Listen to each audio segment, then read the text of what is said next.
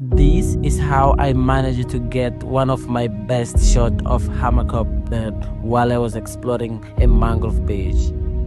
I was looking for flamingos, which are common in the area. When I turned to my right side, I spotted different species than the one I was looking for.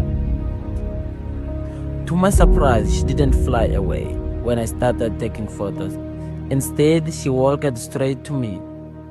And let me show you one of my favorite shots, and I hope you enjoy it as much I do.